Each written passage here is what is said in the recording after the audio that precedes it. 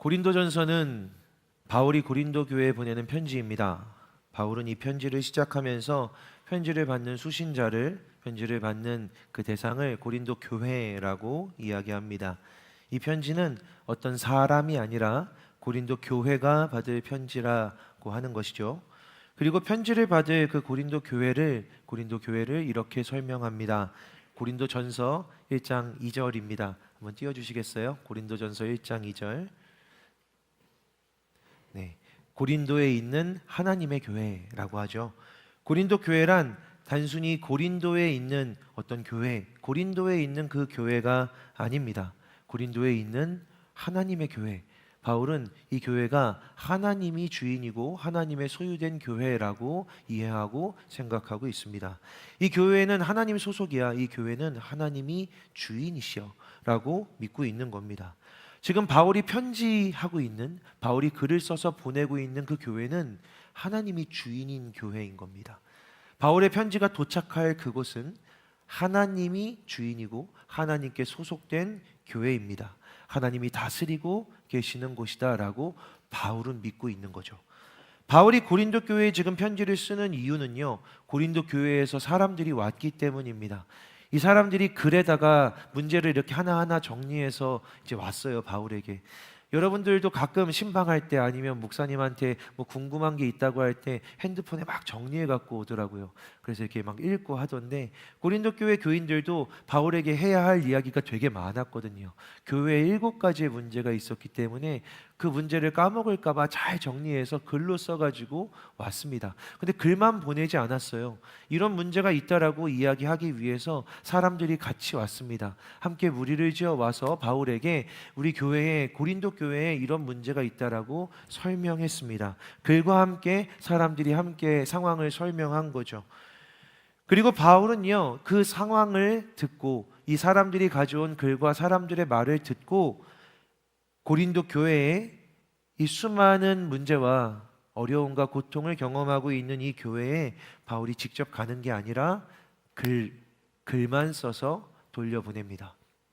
글을 써서 고린도 교회에 보내는 겁니다. 그게 고린도전서 편지입니다. 바울도 고린도에 이 글을 가지고 갈 수 있었습니다. 이 편지를 들고 바울도 갈 수 있었습니다. 멀지 않았거든요. 그리고 그들도 글을 갖고 온 목적이 있잖아요. 글을 갖고 와서 사람이 직접 글을 읽으면서 설명하면 더 잘 이해하니까. 어쩌면 고린도에서 원한 것도 바울이 이 글을 읽고 와서, 직접 와서 이 문제를 잘 해결해 주기를 원한 것이었을지도 모릅니다. 그런데 바울은요, 편지를 써요. 그냥 글을 쓰는 겁니다. 고린도 교회에 글을 이렇게 써서 보내요. 그리고 그 글이 결국 성경이 된, 하나님의 말씀이 된 고린도전서입니다. 심각한 고통이에요. 무거운 문제고 쉽게 해결하기 어려운 되게 복잡한 상황입니다. 고린도전서를 쭉 읽어보면 이 사람들이 한꺼번에, 여러분, 한 번에 하나의 문제도 쉽지 않거든요. 한 번에 하나의 문제도 어려운데 아마 확신컨대 고린도 교회보다는 지금 칸토가 훨씬 더 클 겁니다. 칸토에 있는 만약에 어떤 되게 심각한 문제 하나만 있어도 목사님은 막 머리가 깨질 것 같을 거예요. 막 스트레스가 엄청 심할 것 같을 겁니다. 여러분들도 그러겠죠. 교회에 문제 하나만 있어도 시끌시끌 할지 모릅니다. 근데 고린도 교회에는 그 시점에 동시다발적으로 7개의 문제가 터졌습니다. 이 7개 문제 하나하나가 엄청나게 심각한 것들이었어요. 그리고 그 안에는 리더십이 관련된 최고 리더십들이 연관되어 있는 문제들도 있었습니다. 서로를 고발하고 그 안에 있는 약자들이 무시당하고 엄청 세상에서도 없을 것 같은 도덕적인 문제들도 발생하고, 이런 고린도 교회에 있었던 분쟁, 나뉘어짐, 서로를 인정하지 않는 이런 여러 가지 문제들이 그 안에 펼쳐지고 있었습니다. 신학적인 문제도, 관계적인 문제도, 상황의 문제도 있었습니다. 그러니 아마 바울이 직접 와서 하나 해결해 주기를 바랬을 겁니다. 그런데요, 바울은 그 자신이 함께 글을 쓰고 같이 간 게 아니라, 자, 이건 이렇게 정리하자 하고 그 글을 들고 간 게 아니라 글만 보냅니다. 하나님의 말씀이 된 그 글만 보낸 겁니다. 바울은 이렇게 믿은 거죠. 말씀이면 충분하다. 아니, 정확하게는 이 말씀만이어야 이 문제를 해결할 수 있다. 바울은요, 일부러 자기 자신을 제외시킨 겁니다. 갈 수 있었는데 가지 않은 겁니다. 그가 그곳에 가서 그 문제를 해결할 수 있었는데, 자기가 쓴 글대로 말할 수 있었는데, 그 말을 직접 그 사람들을 불러서 이리 와 라고 얘기해서 당사자들과 함께 이야기하며 문제를 조금 더 부드럽고 괜찮게 해결할 수 있었는데 가지 않습니다. 일부러 가지 않은 거죠. 그리고 글만 보냅니다. 말씀이 된 이 편지만 보낸 겁니다. 고린도 교회는요, 바울에게 굉장히 특별한 곳입니다. 고린도서를 보면 고린도 교회의 스데바나의 집은 아가야 지방에서 내 첫 열매다라고 이야기해요. 고린도 교회에는 이 바울이 그 지방 전체에서 처음으로 열매 맺었던 성도들이 있습니다. 그 교회 자체가 바울에게는요, 처음으로 목사답게 사역했던 교회이기도 합니다. 다른 데에서는 그냥 잠깐 있다가 떠나가고 잠깐 있다가 떠나가고 복음 전하고 교회 세우고 떠나갔지만 이곳에서는 1년 6개월을 쉬지 않고 목회했습니다. 그들에게 진짜 목사가 되어서 사역을 했던 바울의 첫 번째 교회가 고린도 교회였습니다. 어떤 교회보다 마음을 다해 사랑했던 교회입니다. 고린도 전서, 고린도 후서 보면요, 이 교회 때문에 바울이 마음이 애달파서 바울의 마음이 찢어져서 바울이 안절부절하지 못하는 장면이 여러 번 나옵니다. 교회와 성도들의 관계가 심각하게 파괴되었다라는 이야기를 들었는데, 내가 사랑하고 내가 목회하고 하나님 안에서 무릎 꿇고 눈물 흘리며 세웠던 1년 6개월을 그들과 함께 살아갔던 그 교회가 이제 무너지고 있다고, 그 안에 문제가 한 개도 아니라 7개가 동시에 발생해서 그 일을 해결할 수가 없다라고 바울이 그 이야기를 전해 들었는데, 저라면 한 걸음에 달려갔을 것 같습니다. 할 수 있으면 가장 먼저 뛰어갔을 것 같습니다. 바울도 아마 달려가고 싶었을 겁니다. 그런데 바울은요, 이 문제가 심각하기 때문에, 어쩌면 그 7개의 문제가 한 번에 터졌기 때문에 상황이 너무 복잡하고 여기에 연루되고 여기에 연루된 사람들이 다 끼어 있어서 이게 가서 어떻게 하면 해결될 수 없다라고 생각하는 그 바울이 내세운, 바울이 결정한 방법은요, 나를 제외한 겁니다. 사람인 자기 자신을 제외하고 글만 보낸 겁니다. 말씀이 된 편지만 그곳에 보낸 거죠. 바울은요, 내가 아니라 먼저 글만 보내서 이 고린도 교회의 문제를 해결하려 합니다. 그게 하나님이 바울에게 주신 마음이었던 거죠. 그러므로 여러분, 우리가 읽는 오늘 본문인 고린도전서는요, 바울에게 오늘 내가 문제를 해결하기 위한 보조 도구가 아닙니다. 내가 이 문제를 해결하기 위해서 너를 만나서 내가 이 말씀을 너한테 주고 싶어라고 하는, 오늘 너랑 만나서 내가 이 말씀을 전하고 싶어라고 하는 바울이 사역을 함에 있어서 보조로, 힘으로 사용되는 도구와 수단이 아닌 겁니다. 보조가 아닌 겁니다. 이 글은요, 여러분, 우리가 읽고 있는 이 말씀은요, 오직 이 글만으로도 순수하게, 이 말씀만으로도 바울이 보고 있는, 경험하고 있는 최악의 문제를 최선으로 해결할 수 있는 성경이 된 말씀, 하나님의 말씀이 된 글입니다. 바울이 나를 의도적으로 제외하고 이 글이 가면 내가 거기 가지 않는 게 낫다라고 믿을 정도로, 이 글만 가는 게 맞겠다라고 생각할 정도로, 이 글만 순수하게 보내줘서 이 말씀만 그들에게 들어가는 게 이 문제를 해결하기 위해서 가장 적합하다라고 생각할 정도로 하나님께서 주신, 쓰게 하신 이 편지는 바울보다 훨씬 더 최선인 글인 겁니다. 여러분, 바울이 나 자신을 제외하고 말씀만 보내었던 이 행동을 생각하면서 교회란 어떤 곳인가를 다시 한번 생각하게 됩니다. 교회가 무엇인지를 알게 됩니다. 교회란 하나님의 말씀이 가장 최선의, 가장 충분한 대답이 되는 곳입니다. 교회에는 여러 가지 문제가 있을 수 있지만 그 문제를 해결할 수 있는 최선의 방법은 사람이 아닙니다. 최고의 사도도 아닙니다. 사도가 스스로를 제외시키고 말씀을 보낼 정도로 교회란 하나님이 통치하시는, 하나님이 주인 되시는 하나님의 교회란 하나님의 말씀이 최선의 방법이 되는 곳인 줄 믿습니다. 그리고 교회란 하나님의 말씀이면, 하나님의 말씀, 순수한 그 말씀이면 아픔도 문제도 고통도 능히 해결될 수 있는 곳입니다. 그래서 바울은 이렇게 믿고 이 교회에 말씀만 보낸 겁니다. 이걸 해결하기 위해선 내가 아니라 말씀이면 충분하다, 아니 최선이다라고 생각했기 때문입니다. 고린도전서를요, 끝까지 읽어보면 정말 무섭고 무거운 이야기들이 가득합니다. 여러분, 공동체에, 어떤 공동체에 있으면 절대로 안 될 것 같은 이야기들이 고린도 교회에 동시다발적으로 터졌습니다. 만약 이 중에 하나라도 우리에게 일어났다면, 목사님, 우리 가운데 이런 일이 일어났어요. 저희 청년 중에 한 청년이 다른 청년을 고발했어요. 법정에 고발했어요 라는 이야기를 누가 저한테 전해주잖아요. 그러면 저는 바로 알았어, 내가 만나볼게 라고 이야기할 겁니다. 저는 만나야 된다라고 생각하는 사람이거든요.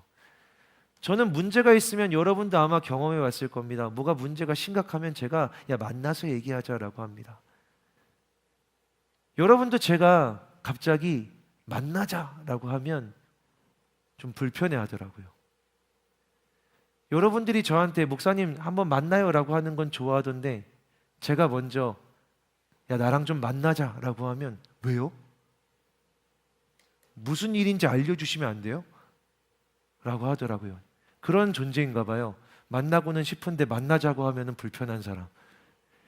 여러분, 만나자라고 하는 제 마음엔 근데 진짜로 이런 마음이 있습니다. 왜냐하면 만나야 할 사람들을 만나기에도 시간이 부족한데, 지금 만나야겠다라고 생각한다면 진짜 문제가 있는 거거든요. 야, 성일아, 목사님 좀 잠깐 만나자. 목사님 할 얘기가 있어 라고 하면 벌써 쟤도 지금 헛웃음을 보이잖아요. 그러면 막 생각하는 겁니다. 뭔 얘기를 들으신 거지? 내가 뭘 잘못했나? 뭐 이런 생각들을 하게 되는 거죠.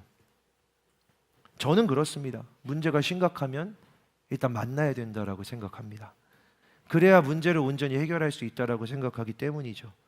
만나는 거엔 분명히 힘이 있습니다. 바울도요, 바울이 쓴 편지를 보면 어디든 가고 싶어 했고 만나고 싶어 했습니다. 내가 얼굴과 얼굴로 너희를 대하기를 원한다라고 생각했습니다. 보고 싶어 했습니다.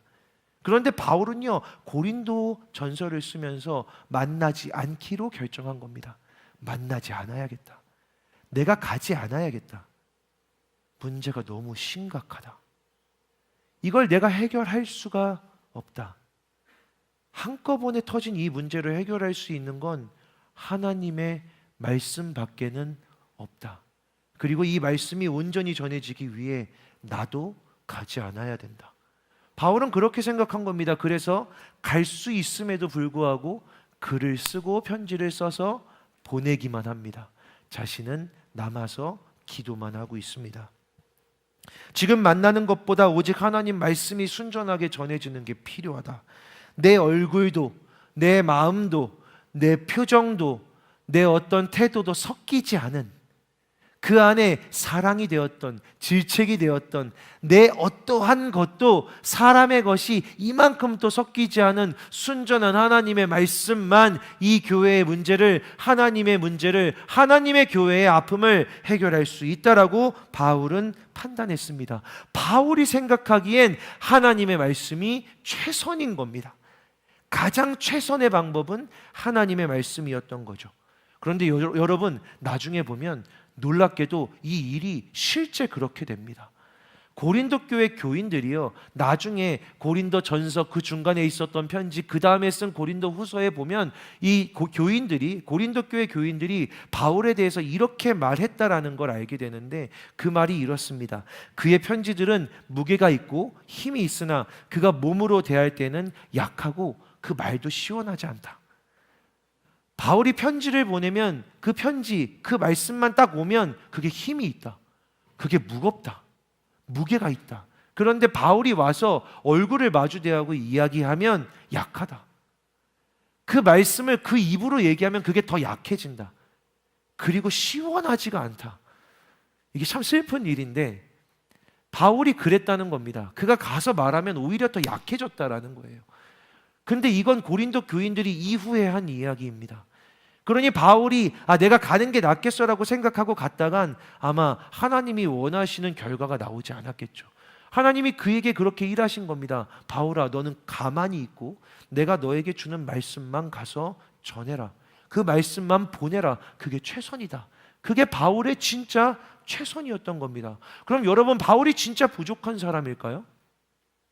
여러분, 바울이 진짜 말이 약한 사람이었을까요?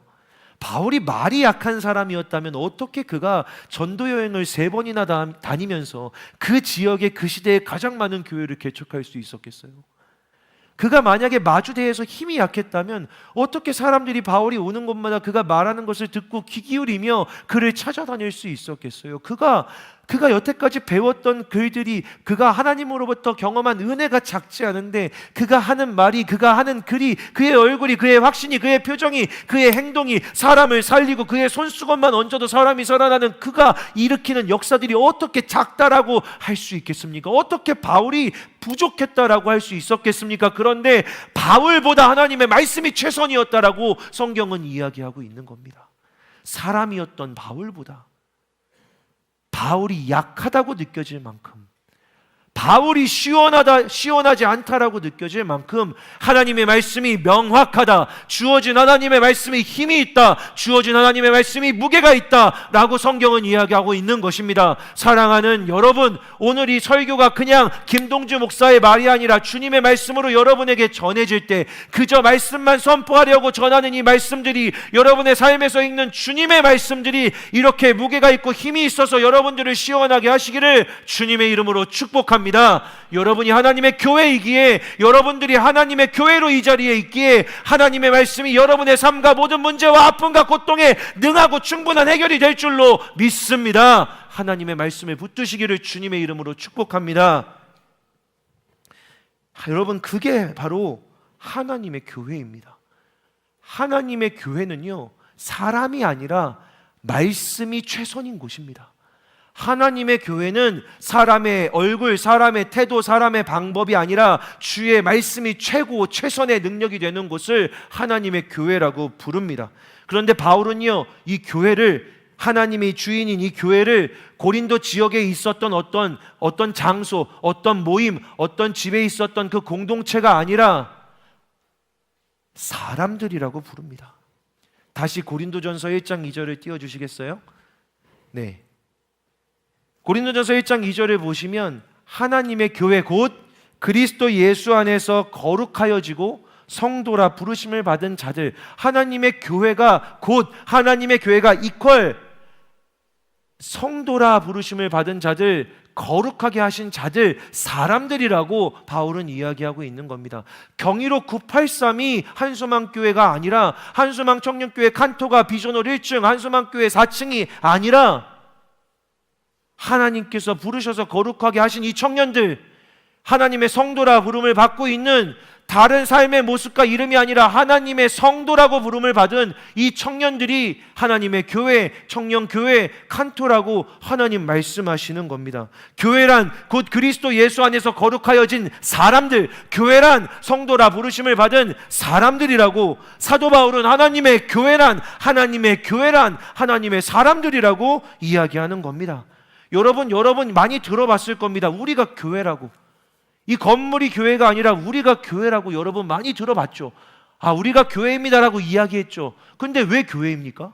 어떻게 교회가 됩니까? 무엇으로 우리가 교회가 됩니까? 우리는 왜 내가 교회인지, 왜 우리가 교회인지, 어떻게 교회가 되는지는 모릅니다. 그런데 성경은, 오늘 말씀은 이야기하고 있습니다. 왜 교회냐고요? 하나님이 교회라고 부르시기 때문에 교회인 겁니다. 하나님이 너를 성도라고 부르시고 또한 너를 교회라고 부르시기 때문에, 하나님 보시기엔 건물이 아니라 네가 교회야, 나에겐 네가 교회라고 하나님이 부르셨기 때문에, 하나님이 그렇게 보고 계시기 때문에, 하나님이 그렇게 인식하고 계시기 때문에 내가 교회구나 라고 우리는 알게 되는 겁니다. 하나님은요, 여러분을 교회라고 부르십니다. 나의 교회라고 하나님이 부르시는 겁니다. 이스라엘 백성들이 하나님의 교회였습니다. 광야를 돌아다니던 이스라엘 백성을 하나님이 뭐라고 부르셨는지 아십니까? 광야 교회라고 부르셨습니다. 사도행전 7장을 보면 이스라엘 자손에 대하여 하나님이 너희 형제 가운데서 나와 같은 선지자를 세우리라 하던 자가 곧 이 모세라, 신의 산에서 말하던 그 천사와 우리 조상들과 함께 광야 교회가 있었더라고. 살아있는 말씀을 받아, 살아있는 하나님의 말씀을 받아 그 말씀대로 살아가고 있었던 게 광야 교회 이스라엘 백성이라고 스데반은 죽어가면서 순교하는 자리에서 하나님의 말씀을 전합니다. 광야 교회였다고. 여러분, 태초의 교회가 무엇인지 아십니까? 광야에 어디 지역이 있었겠어요? 그 광야가 어딘지도 모르는데 계속해서 40년을 돌아다녔는데 그 광야 교회가 어디라고 특정할 수 있겠습니까? 광야에 어떤 건물이 있습니까? 그들이 하나의 건물도 세우지 않고 항상 천막을 치고 걷고 치고 걷으면서 살아갔는데 어떻게 땅이, 어떻게 건물이 교회일 수 있겠습니까? 그런데 하나님은 광야 교회라고 부르십니다. 그 광야 교회가 누구이겠습니까? 광야 교회가 무엇이겠습니까? 이스라엘 백성들, 그 사람들이 하나님이 부르시는, 보내시는 광야 교회인 겁니다. 하나님이 그렇게 보내신 겁니다. 그리고 사람인 교회들이요, 건물에 자기 이름을 내준 겁니다. 여러분, 여기 한수망 교회라고 부르죠. 여기 우리 한수망 청년교회라고 하잖아요. 여러분, 우리는 한수망 청년교회 다닌다라고 이야기합니다. 여러분, 한수망 교회 왔다라고 이야기하죠. 아니요. 정확하게 말하면 이 건물에 교회된 나의 이름을 내어준 겁니다. 정확하게 말하면 한수망 청년교회라는 나의 이름, 칸토라고 이제 나를 부르시는, 내게 주신 교회라는 이름을 이 지역에, 이 땅에, 이 건물에, 이 예배당에 우리가 맡겨두고 떠나갔다가 돌아오는 겁니다. 내 이름이 있는 곳으로 돌아오는 겁니다. 내 이름이 여기에, 하나님이 내게 주신 이름을 이 교회에, 이 건물에, 이 지역에, 이 땅에, 이 예배당에 우리가 맡겨두고 여기다가 내어두고 이곳에 박아두고 살아가다가 내 이름이 있는 곳으로 돌아오는 걸 교회로 온다라고, 교회에 간다라고 이야기하는 겁니다. 여러분 세상 속에 나아가 살아간다라고 생각하죠. 여러분 집은 세상이라고 생각하죠. 그리고 잠깐 교회에 왔다라고 생각하죠. 하나님은 그렇게 생각하지 않으십니다. 하나님은 너를 한수망 청년교회라고 부르시고 그 교회라는 이름을 이곳에 맡겨두게 하셔서, 내 이름을 여기에 내어두게 하셔서 이름 있는 곳으로 하나님이 부르시는 때마다 돌아와서 예배하는 것, 그게 교회에서 예배하는 것이라고 하나님 말씀하시는 겁니다. 하나님은요, 성전도 그렇게 부르셨습니다. 솔로몬이 역대하 6장에서 이렇게 이야기합니다. 예루살렘을 택하여 내 이름을 거기 두고 또 다윗을 택하여 내 백성 이스라엘을 하나님이 다스리게 하셨다. 하나님이요, 하나님의 이름을 예루살렘에 두셨대요.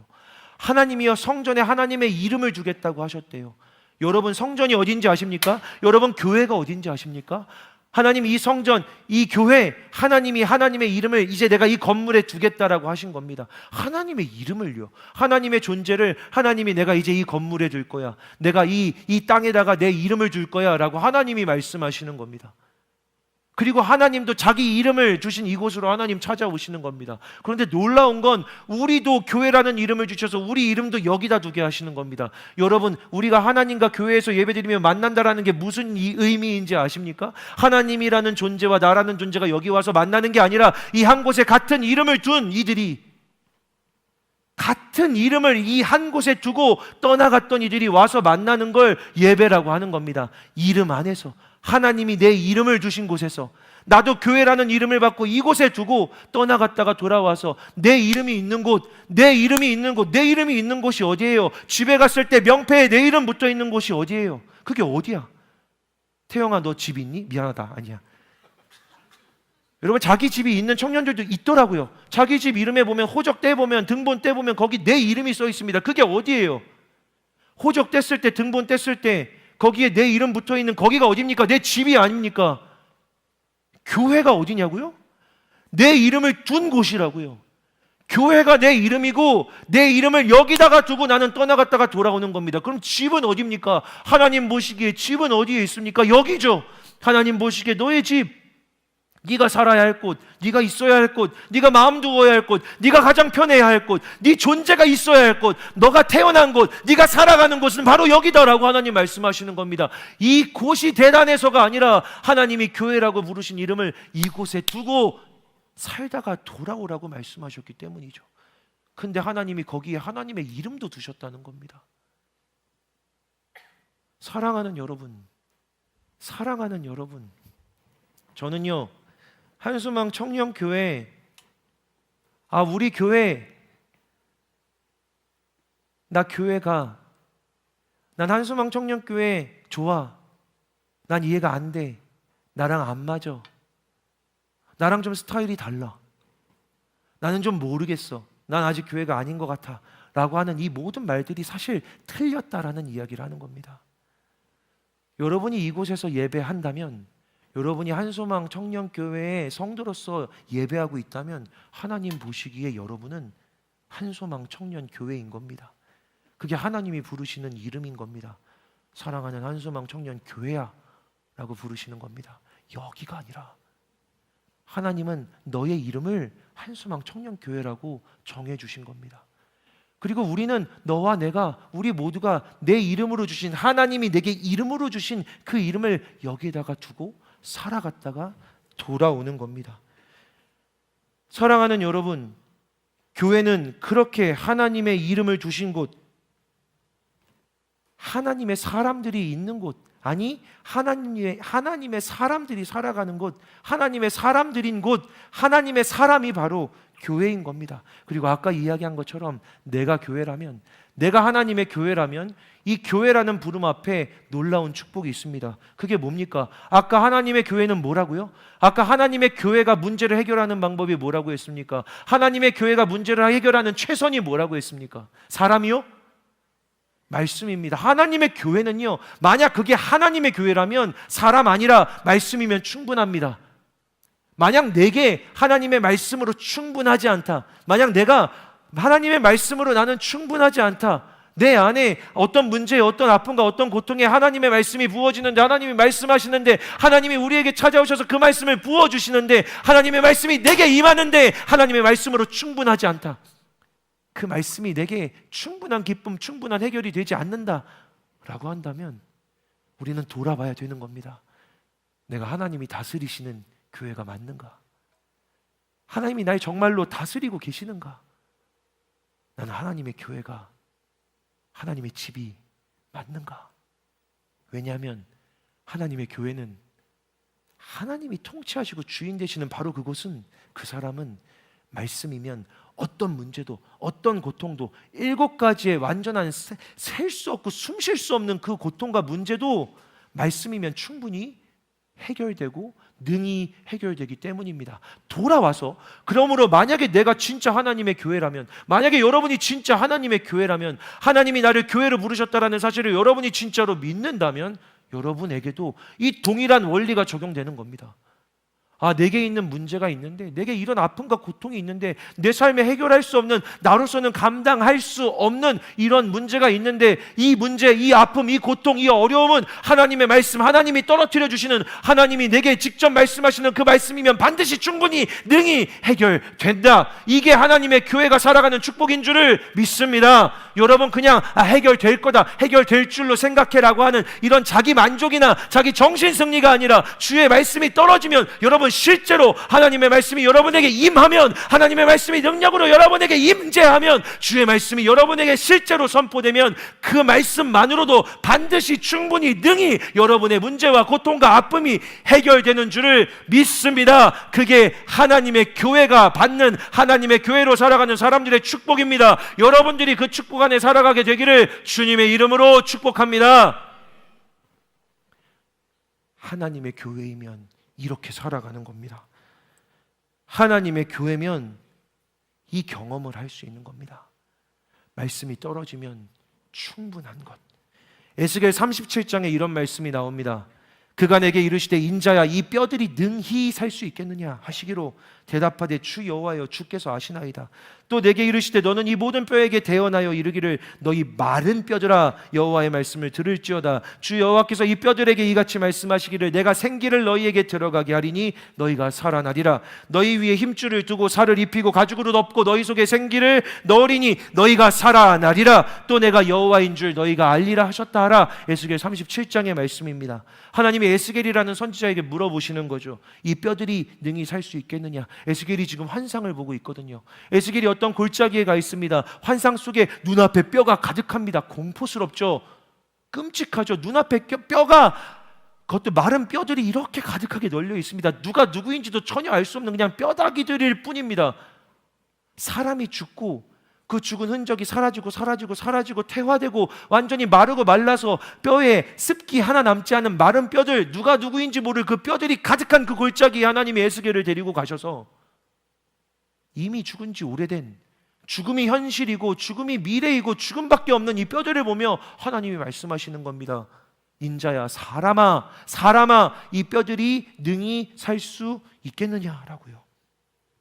에스겔이 대답할 말이 없죠.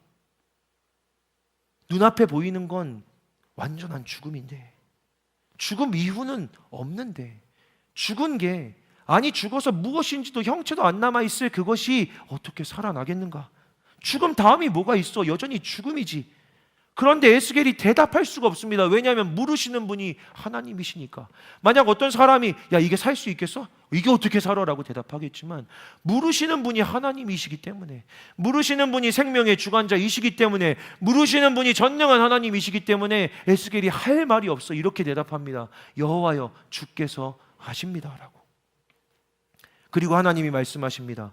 너는 이 모든 뼈들에게 대언해라 라고요. 대언이 뭐냐면 하나님의 말씀을, 하나님의 말씀 그대로를 순전하게 전해라. 이거 해석해서 알려줘라, 가르쳐라가 아닙니다. 대언이 뭔지 아십니까? 대언은 대신해서 말하라는 겁니다. 이 말 그대로, 내가 너에게 전하는 말 그대로, 내가 너에게 듣게 하는 말 그대로 전해라. 하나도 빠뜨리지 말고 가하거나 더하거나 감하지 말고 대언해라. 내가 말하는 대로 이 말씀을 전해라 라고 하십니다. 하나님의 말씀을 뼈들에게 선포하라는 겁니다. 여러분, 뼈들이 들을 수 있습니까? 뼈다귀만 보면 귀가 어디 있는지 어떻게 합니까? 그 뼈들에게 귀가 있습니까? 힘줄이 있습니까? 뼈들일 뿐인데 무엇으로 어떻게 듣습니까? 그런데 하나님이 그들에게 말씀을 선포하라고 하시는 겁니다. 여러분, 저도 그런 때가 있었습니다. 저도 여기서 설교하는데, 말씀을 선포하는데 진짜 뼈들처럼 느껴질 때가 있었습니다. 아무 반응도 없고, 눈은 죽어 있고, 이야기하면 고개 돌리고 숙이고 핸드폰 보고, 목사님이 울면, 목사님이 눈물 흘리며 소리 지르면 낄낄대고, 목사님이 외치면 일어나서 나가고, 제게는 마른 뼈들 같았습니다. 근데 하나님이 마른 뼈들에게 선포하라고 하십니다. 이 말씀을 전하라고. 그럼 제게도 두려움이 있습니다. 하나님 전한다고 듣지 않는데요. 하나님 이 말씀을 전하면 절 째려볼 텐데요. 하나님 이 말씀을 전하면 고개를 숙일 텐데요. 핸드폰을 열 텐데요. 하나님 전 그게 다 보이는데요. 눈앞에 있는 모습과 얼굴들이 이 앞에서 다 보이는데 이 마른 뼈들한테 말씀을 전하라고 하십니까? 여러분은 모르겠지만 저 눈이 되게 안 좋거든요. 노안도 왔고 난시도 있고, 이 교정시력 해도 0.4, 0.5도 안 됩니다. 근데 신기하게 여기만 서면 저 뒤에 앉아있는 사람의 표정까지 보입니다. 누가 누구인지도 알겠습니다. 아, 오랜만에 철환이가 왔구나. 저기에 앉아있구나. 저 표정으로 보고 있구나. 맨 뒤에 앉아있는 사람도 보입니다. 여러분의 표정, 눈 감는 거 다 보여요. 여러분, 눈 감는 거 편하게 감으세요. 다 알고 있으니까.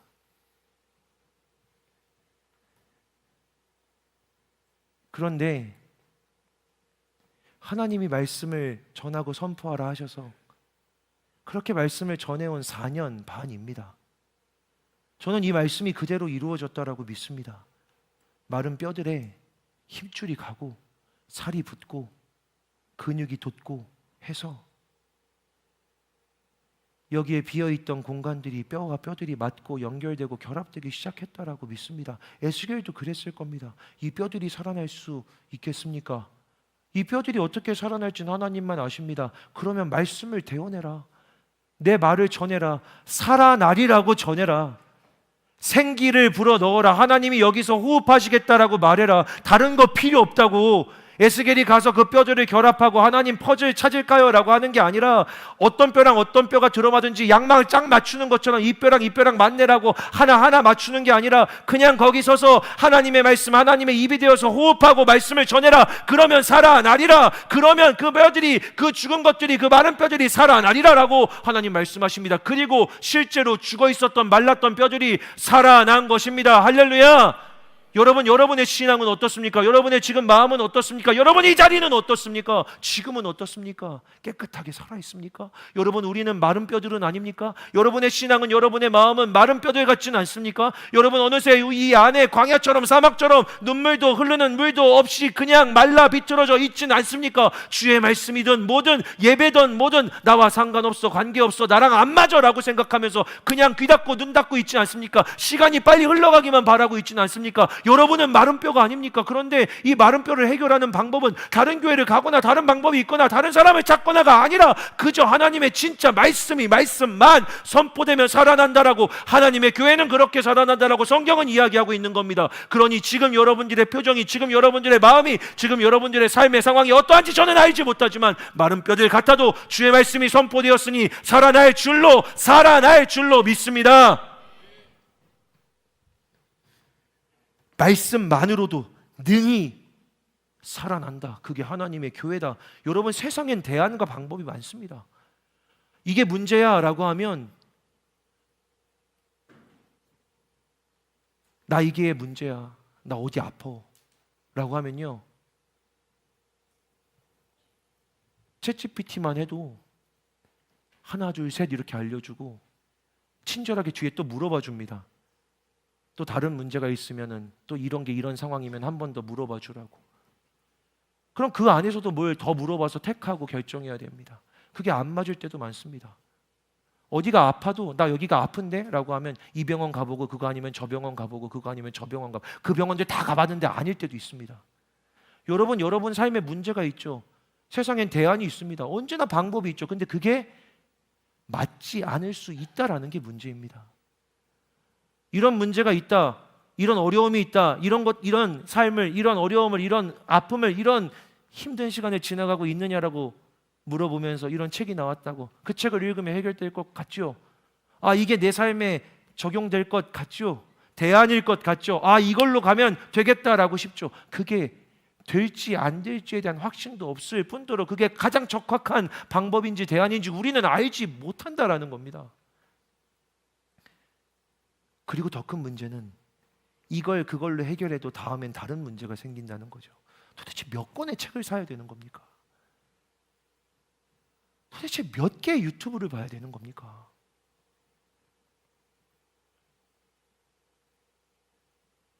목사님이 잘 입고 다니는 그 멜빵 바지가 있어요.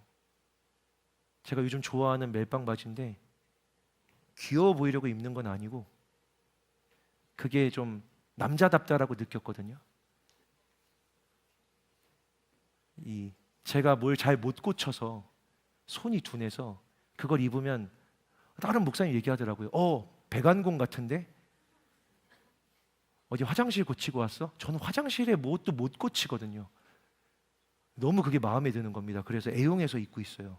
멜빵 바지. 근데 그 중에 한 멜빵 바지가 망가졌습니다. 자꾸가 지퍼가 빠진 겁니다.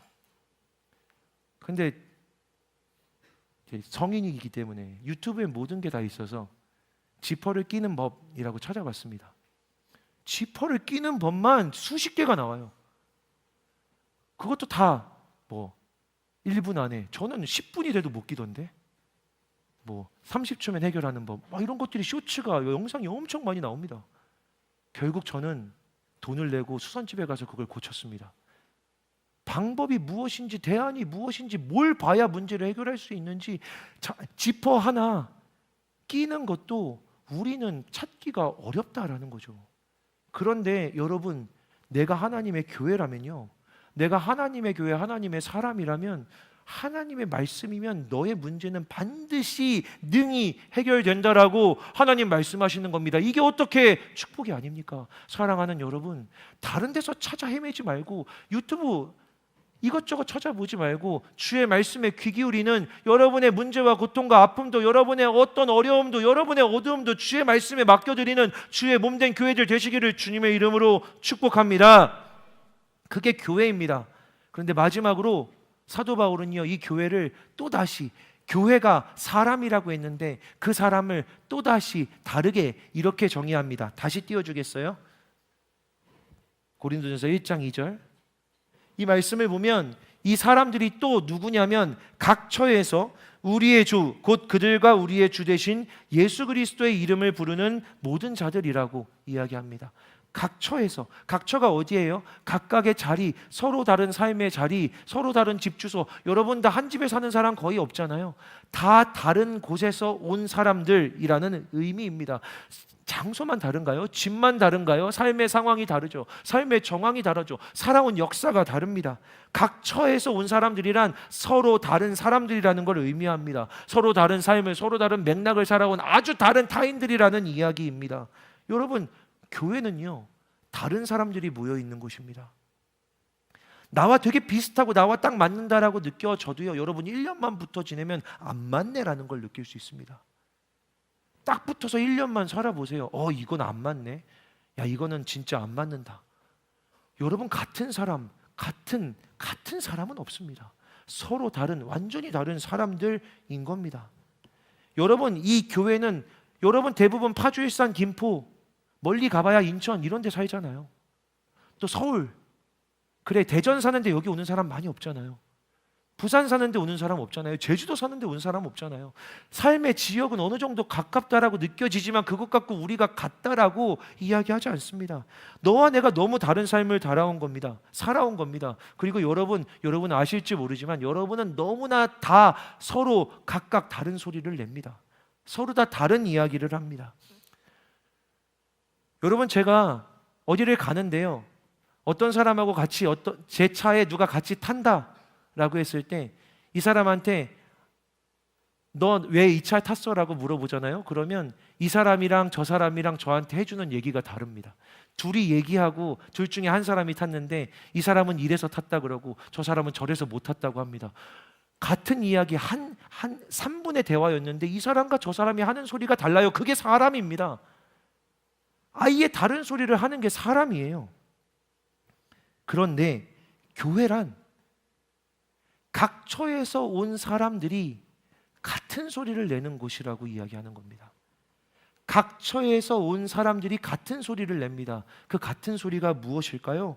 우리의 주, 곧 그들과 우리의 주 되신 예수 그리스도의 이름을 부르는 모든 자들이 교회다. 자, 그럼 여러분, 각 처에서 왔는데 그들과 우리의 주 되신, 그들의 주이고 우리의 주이신 예수의 이름을 부르는 모든 자들이 모여있는 게 교회다라고 한다면 진짜 교회, 하나님의 교회에서 나는 유일한 같은 소리는 무엇이겠습니까? 유일한 같은 소리가 무엇이겠습니까? 예수라는 이름이죠. 각 처에서 왔는데 그들이든 우리든 예수라는 이름 하나는 같은 소리로 나온다는 겁니다. 교회가 어떤 곳이냐고요? 교회는 예수의 이름만 들려지는 곳입니다. 예수라는 소리가 들려지는 곳입니다. 다른 소리 같아도 결국 같아져서 예수라는 소리만 남는 곳, 그곳을 하나님의 교회라고 부르는 겁니다. 그게 교회입니다. 교회에는 결국 예수라는 소리만 남아야 합니다. 여러분, 우리는 교회가 하나여야 돼 라고 이야기하죠. 교회는 하나여야 돼. 근데 하나가 아니잖아요. 여러분, 교회가 어떻게 하나입니까? 제가 눈으로 보고 알고 있기에도 여러분들은 하나가 아닌데, 그게 우리의 실제와 너무 다릅니다. 우리는 하나여야 돼 라고 이야기한다면 그건 계속해서 우리를 낙심하게 할 겁니다. 그러나 바울은요, 우리가 그냥 하나야 라고 이야기하지 않아요. 분명히 선을 그어서 이야기합니다. 우리와 그들이라고요. 여러분도 그렇게 느끼죠? 여러분의 삶에서 이 교회에 와서 여러분들이 느끼는 우리가 있을 거고 그들이 있잖아요. 교회란 그런 곳입니다. 우리와 그들이 존재하는 곳. 우리가 있고 그들이 있습니다. 같은 교회 공동체라고 하지만 다 우리가 아니잖아요. 우리가 있고 실제 그들이 있는 거죠. 쟤네들, 걔네들, 그들, 뭐 하는 애들, 어떤 애들, 그런 아이들, 그런 청년들, 그들이 있습니다. 우리가 있고 그들이 있는 곳. 고린도 교회도 그런 곳이었습니다. 우리와 그들이 있는 곳. 근데 바울은요, 우리와 그들이 하나 되어야 된다라고 이야기하지 않아요. 교회는 우리와 그들이 같은 이름 예수를 부르는 곳이다 라고 이야기하죠.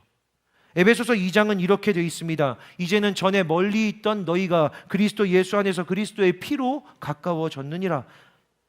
그는 우리의 화평이신지라 둘로 하나를 만드사 원수된 것 곧 중간에 막힌 담을 자기 육체로 허셨다. 십자가에서 자기 육체로 허물어 내셨다라고 사도 바울은 에베소서 2장에서 이야기합니다.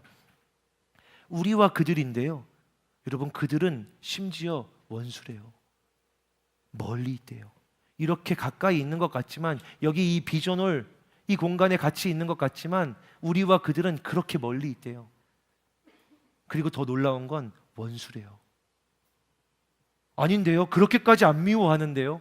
그냥 관심이 없을 뿐이에요. 그냥 이름을 모를 뿐이에요. 그냥 상관없을 뿐이에요 라고 하는데요, 하나님은 그게 원수라고 하십니다. 멀리 있는 너희들, 우리와 그들, 이전에는 멀리 있었던 너희들, 원수 되었던 너희들이라고 하십니다. 근데 진짜 그래요. 여러분, 맞아요. 그냥 관심 없는 거 아닙니다. 그냥 이름 모르는 거 아니에요. 그냥 상관없는 거 아니에요. 여러분, 그러다가 주변에서 조금만 나를 거슬리게 하잖아요. 그럼 되게 미워해요. 조금만 내 마음에 안 들잖아요. 조금만 나와 상관없고 내가 원하지 않는 이야기들을 하잖아요. 그러면 되게 마음에 안 들어 합니다. 차라리 세상에 있는 사람들은 신경을 안 써요. 근데 이 교회라는 데가 희한한 게 가까이 있는 것 같지만 멀리 있어서, 멀리 있는데 심지어 조금만 달라도 원수라고. 쟤 때문에 예배가 안 된다고, 쟤 때문에 교회를 못 다니겠다고, 내가 나가든지 쟤가 나가든지 해야겠다라고. 결론이 이쪽으로 가장 빠르게 가는, 여러분 아파트에 어떤 사람이 담배 펴서 담배 피는 냄새가 너무 괴롭게 해. 그럼 이사 가요? 이사 가냐고. 바로 담배 냄새가 심하네. 이 아파트도 안 되겠다. 이사 가야지. 내일 이사 갑니까? 이사 안 가죠. 지금 위에도 지금 층간소음이 있는데, 여러분 사는 집에 층간소음이 막 심해. 저도 지금 4년 반째 층간소음이 너무 심해요. 이사를 못 가요. 저 층간소음보다 여기가 더 편해서. 그게 우리 아닙니까? 원수 아니에요. 원수가 아니라고. 그런데 희한하게 교회 안에선 우리와 그들이 너무 순식간에 원수가 됩니다. 걔네들, 그들. 왜 그런지 아세요? 그리스도 예수가 그 안에, 우리와 그들 사이에 없기 때문입니다. 예수님께서 십자가에 하신 일이 무엇이라 하시는지 아십니까? 이전에 전에 멀리 있던 너희, 멀리 있던 너희를 예수 그리스도께서 자기 피로 하나가 되게 하셨다. 너희 스스로 그 안에 담을 세우고 우리와 그들로 나누고 있던 걸 예수께서 십자가에서 자기 육체로 허물어 버리셨다. 이게 예수께서 하신 일이다. 예수님께서 십자가에서 무슨 일을 하셨냐고? 이전에 전에 멀리 있던 너희를 자기 육체와 십자가로, 자기가 십자가에서 죽으심으로, 찢어지심으로, 깨지심으로, 자기의 몸이 산산조각 나심으로 멀리 있던, 나뉘어져 있던 너희를 하나로 만드셨다. 예수라는 같은 이름을 부르게 하셨다. 그래서 여러분, 십자가에서 하나님이, 예수님이 어떤 일을 부르셨냐라고 성경에 기록하고 있는지 아세요? 십자가에서 전에 멀리 있던, 전에 나와 상관없던 너희를 이 십자가에서 나와 함께 이 십자가에 묶어서 네가 나와 함께 죽게 했다라고 이야기하십니다. 여러분, 십자가에서 여러분이 예수님을 믿는다면 여러분도 예수 그리스도와 함께 그 십자가에 못 박혀 죽었던 겁니다. 그런데 나와 상관없던 그들도 거기에 못 박혀서 죽었다고요. 내가 구원받은 예수가 나를 살리시고 나와 함께 죽으시고 나에게 사랑을 베풀어 두신, 나와 함께 십자가에 못 박으시고 무덤에서 나를 살리신 예수가 나만이 아니라 그도 그렇게 살리셨다고요. 그러니 전에는 멀리 있었는데 예수 그리스도 때문에 이 십자가로 끌려와서 여기서 같이 못 박혀 같이 하나가 되게 하신 겁니다. 그게 십자가에서 여러분이 받은 은혜입니다. 마음에 안 들 수 있죠. 다를 수 있죠. 고린도 교회 1장 10절에서 18절이 무슨 얘기인지 아십니까? 고린도 교회가 완전히 깨졌대요. 어떻게 깨졌냐고요? 바울파, 아볼로파. 아볼로는 바울의 후임 목사입니다. 바울의 제자죠. 바울파, 아볼로파, 게바파. 게바는 베드로입니다. 그리스도파. 예수님 음성 나 직접 듣는다라고. 바울이건 아볼로건 베드로건 알려준 거 말고 나는 직접 예수님한테 듣는다고. 이 네 개의 파가 있었답니다. 그런데 이 네 개의 파를 가른 가장 중요한 기준이 뭔지 아십니까? 세례예요.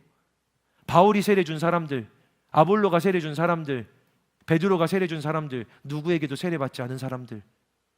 바울은 자기가 세례 많이 안 줬다고 합니다. 그러니 아볼로가, 베드로가 세례 주지 않고 그리스도파가 되지 않은 사람들, 초대교인들 다 바울파입니다. 이게 바울과 아볼로와 게바와 그리스도파를 나누는 기준입니다.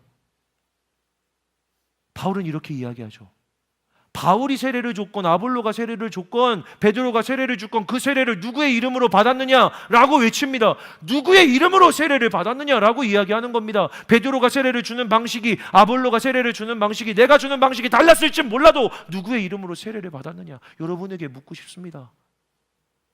사랑하는 여러분, 어디에서 은혜를 받았는지 몰라도 그게 여기이건, 여러분이 항상 은혜를 받고 누리는 장소가 어디이건, 여러분이 어느 곳에서부터 신앙을 아름답게 만들어 왔건, 그 사랑을 주신 분은 다 예수가 아닙니까?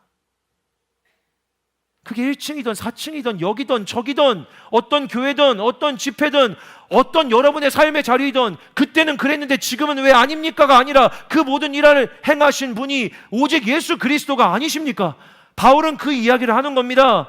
예수가 그 일을 행하신 것이 아니냐? 네가 불러야 할 이름은 그들 중간에 있는 그 집회와 그 사람이 아니라 예수라는 한 분, 이 예수의 이름이 아니냐? 예수가 하신 일이 어떤 곳에서든 은혜를 주어 너희를 십자가로 하나로 묶으신 것이 아니냐? 그런데 왜 예수를 나뉘어지게 하느냐? 멀리 있던 너희를 십자가에서 자기 몸 찢어서 하나가 되게 하셨는데 왜 예수를 나누고 있느냐?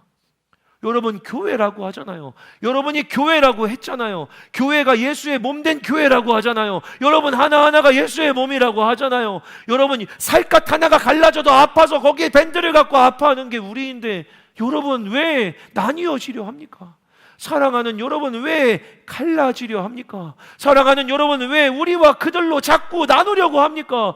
왜 우리가 있고 그들로 있고 그들은 어떻다고 우리는 어떻다라고 이야기하려고 합니까? 우리가 부르는 이름이 다릅니까? 우리에게 은혜를 주신 분이 다릅니까? 여러분의 설교를 하는 사람이 지금 나이건, 여러분 10년 전에 은혜를 받았건, 여러분이 여기서 은혜를 받았건, 여러분이 어느 곳에서 은혜를 받고 있건, 여러분이 누구의 말씀으로 은혜를 받고 있건, 저이건, 여러분이 4년 내내 이곳을 다녔어도 다른 목사님의 말씀에 은혜를 받건, 그 목사님이건 나건 예수의 이름으로 하나님의 말씀을 전하고 있는 게 아닙니까? 왜 예수를 나누려 합니까? 우리와 그들로 나뉘어지려 합니까? 왜 예수의 몸을 나뉘어지게 합니까? 하나님은 26년 1월 우리에게 말씀하시는 겁니다. 나뉘어지지 말라고. 우리와 그들로 있어도, 달라도, 다른 곳에서 각처에서 왔어도, 어디에서 은혜를 받았어도 예수의 이름을 부르는 것으로 하나 되라고. 이 칸토가 450명 되는 이 칸토가 예수의 이름을 부른다는 것 때문에, 같이 예수를 바라보는 것 때문에 하나가 되라고, 예수 안에 한 몸이 되라고 우리 주님 말씀하시는 것입니다. 그렇게 교회가 되어 주의 교회된 축복을 받는 한소망 청년교회 칸토가 되기를 주님의 이름으로 간절히 축복합니다. 그리고 부탁합니다. 부탁합니다. 여러분이 나누려고 하는 건 사람과 사람의 경계가 아니라 예수의 마음입니다. 여러분이 나누려 하는 건 사람과 사람이 아니라 예수의 몸인 겁니다. 목사님이 가서 들어주고 이야기하고 이해시키고 3년 내 그렇게 해왔지만 우린 아직도 우리와 그들인데, 저는 오늘 말씀을 보며 믿었습니다. 하나님의 말씀이면 반드시 이 일이 이루어질 것이다. 하나님의 말씀이면 한수망 청년교회 칸토에 나뉘어진 마음이 하나가 될 것이다. 여러분은 안 믿으십니까? 저는 믿습니다. 저는 하나님의 교회이기 때문에 믿습니다. 하나님의 교회로 살아가기 원하시는 분들은 아멘으로 화답해 주시기 바랍니다. 저는 주의 말씀 그대로 나뉘어진 예수의 몸과 마음들이 주의 말씀이 선포되는 이때에 반드시 한 마음, 하나의 부름, 하나의 소리로 하나의 예수 그리스도의 몸으로 한 몸 될 것을 믿습니다. 주의 몸을 나누지 않는 주의 마음을, 예수의 마음을, 몸을 찢어 십자가에 죽어 여러분을 묶어두신, 하나 되게 하신 예수의 마음 나누지 않는 칸토가 되기를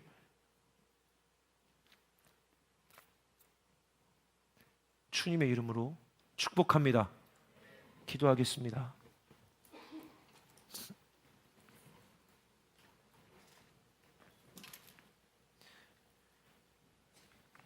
하나님,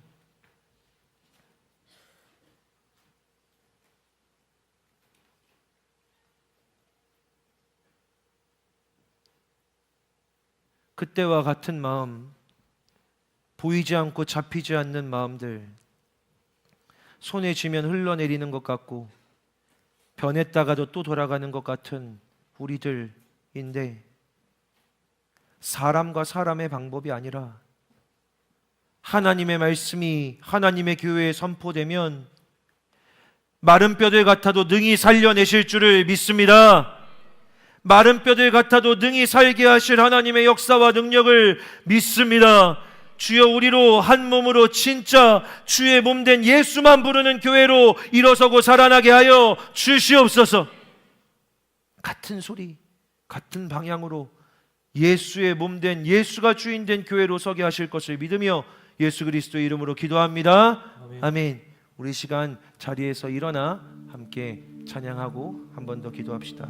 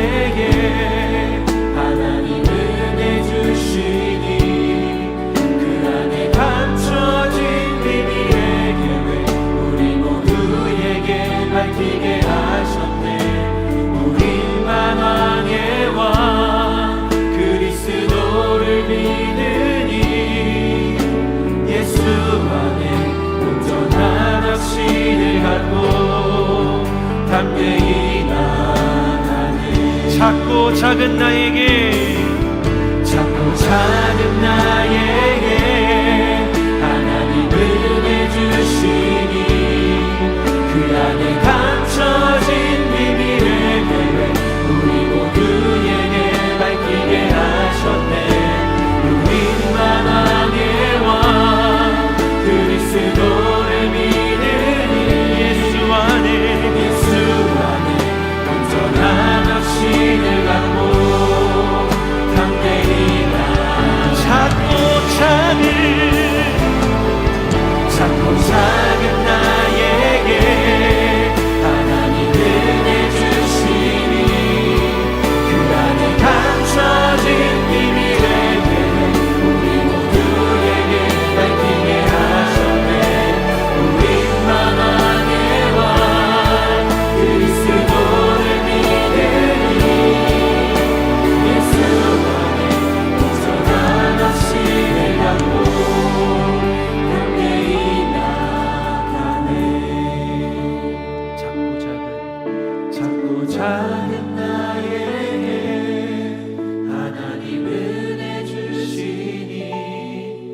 그 안에 감춰진 비밀의 계획 우리 모두에게 밝히게 하셨네. 우린 만왕의 왕 그리스도를 믿으니 예수 안에 온전한 확신을 갖고 담대히 나아가네. 사랑하는 여러분, 한 해를 시작하면서 하나님께서 제게 주신 약속의 말씀이 있습니다.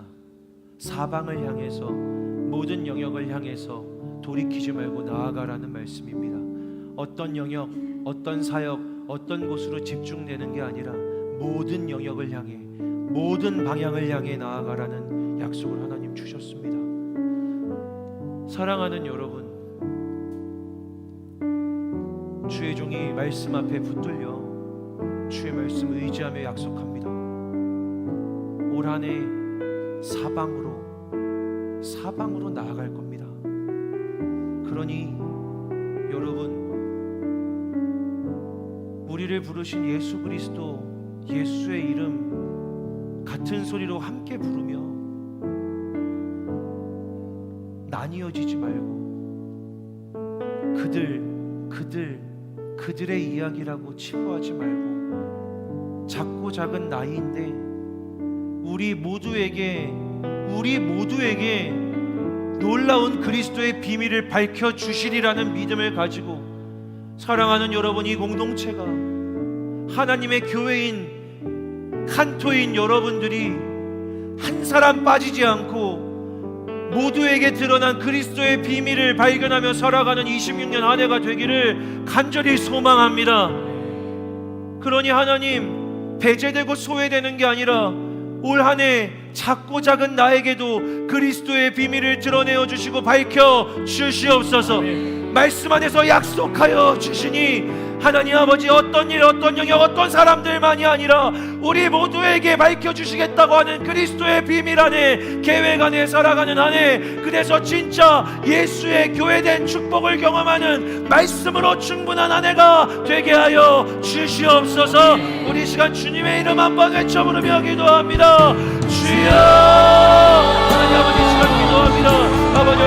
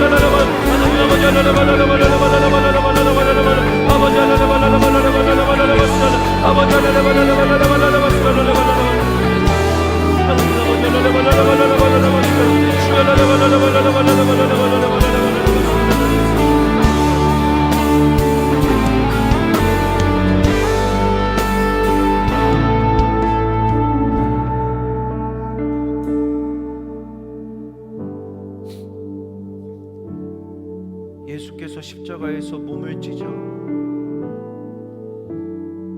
전부를 찢고 나누어 찢어지고 나누어져 있던 것들을 하나 되게 하셨던 것처럼,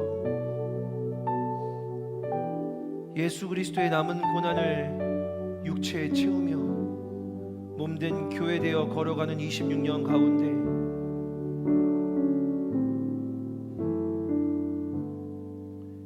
하나님, 나뉘어져 있던 칸토의 마음이, 예수의 몸된 교회의 마음이 하나 되는 특별한 기적이 올 한 해 임하게 하여 주시옵소서. 교회에 나와서도 더 소외되고 교회에 있기 때문에 더 불행한 것이 아니라 사방으로 펼쳐나가는 모두에게 드러난 예수 그리스도의 비밀과 계획이 올 한 해 한소망 청년교회 칸토인 이 사람들을 주의 말씀으로 충분히 행복하게 하여 주시옵소서. 주의 말씀을 신뢰하며 그 말씀 앞에 나아가는 간토가 될 줄 믿으며 예수 그리스도의 이름으로 기도합니다. 아멘.